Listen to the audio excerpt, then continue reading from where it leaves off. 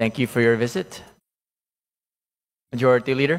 Mr. Speaker, I humbly request that we recognize for his privileged speech the Congressman of the 2nd District of the City of Manila, Congressman Roland C.R.V. Valeriano. To the Congressman of the 2nd District of Manila, Representative Valeriano, you're recognized for your privileged speech. Mr. Speaker, mga kapwa ko mambabatas, sambayanang Pilipino, magandang hapon po sa inyong lahat. Sa anumang negosyo, maliit man o malaki, normal na dumadaan sa pagsusuri ng mga boss ng negosyo ang operasyon at budget ng negosyo. Alam yan ng mga entrepreneur. Saan mang lungsod, munisipyo o barangay, ang operasyon at budget ng LGU ay dumaraan sa pagsusuri ng kanilang konseho. Ganyan po ang proseso dahil tayo ay bahagi ng isang demokratikong republika. Hindi po tayo monarkiya, komunistang rehimen o diktadurya. Ang Pilipinas ay isang demokratikong republika. Kapag eleksyon, wala tayong iniluluklok na hari o reyna o emperatriz sa pwesto ng kapangyarihan. Ang ating demokratikong republika ay mayroong kongreso, hudikatura at ehekutibo.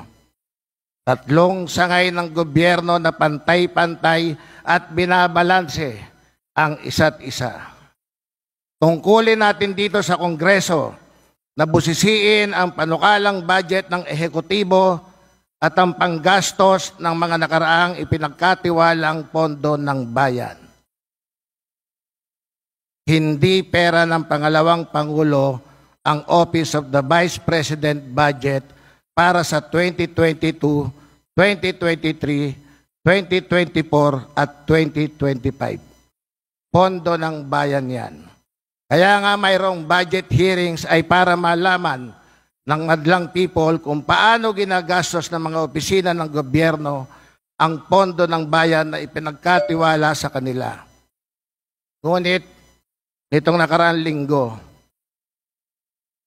inilantad ng Vice President ang kanyang hindi kagandahang asal at kawalan ng respeto sa ating saligang batas at demokratikong republika. Dito sa Kamara, hindi natin tinatapatan ng kabastusan ang kabastusan. Maling asal kasi yan. Sa Maynila, dito sa Kamara, pamantayan natin ang pagiging magalang kasi kaugaliang Pilipino yan. Maling akala ni Vice President na siya hindi maaring salungatin ng kahit sino. Yan ang nasaksihan natin sa budget hearing ng Office of the Vice President. Maling akala ni BP na may kapangyarihan siyang utusan ng Committee on Appropriation na palitan ang presiding officer nito. Mabuti tuwiran sinagot ang kabastusang ito sa isang magalang na paraan ni presiding officer. Maling akala rin ni BP na wala tayong karapatan magtanong ng anumang bagay tungkol sa budget ng kanyang opisina. Isang karuwagan at pag-iwas sa tanong ang kanyang sagot. Yan ang nagdudumilat na katotohanang nasaksihan natin sa budget hearing.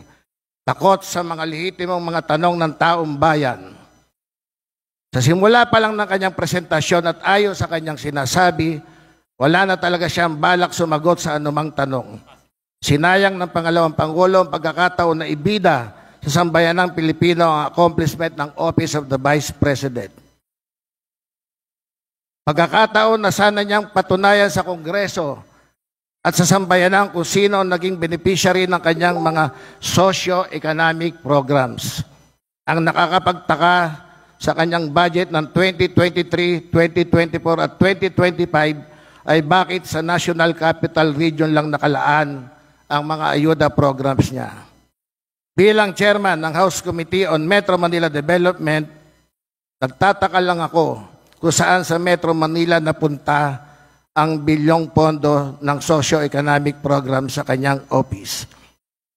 Nagtataka ako dahil siya naman ay pangalawang Pangulo ng buong bayan.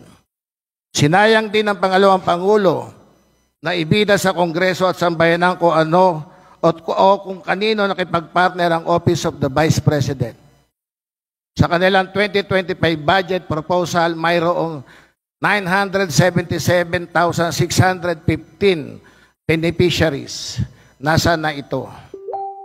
Totoo ba ito lahat at verified ba?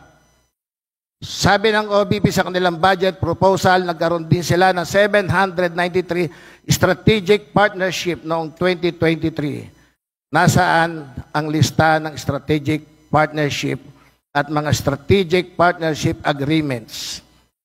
At kapag walang totoong lista ng beneficiary at totoong dokumento ng strategic partnership, hindi malayong maghinala ang taong bayan na nawala ang pondo ng bayan para siguro sa darating na panahon. Sa halip na sagutin ng matino ang mga tanong ng Kongreso ay paulit-ulit lang na binasa ang kanyang sagot. At bilang pagtatapos, nais ko lang pong ipaalala sa mga botante at sa Maynila at sa buong bansa, hindi nararapat sa atin, lalo na't siya'y nag-aambisyon na maging Pangulo, ang ayaw magsabi kung saan ginastos ang pondo ng bayan. Sino ba talaga ang pinaglilingkuran niya? Baka naman ang boss niya ay umaharang sa bangka ng mga Pilipinong mangingisda o ang mga promotor ng Pogo. Ganyan ba ang asal ng ating Vice Presidente at nag-aambisyong maging Presidente? We deserve better. Salamat po.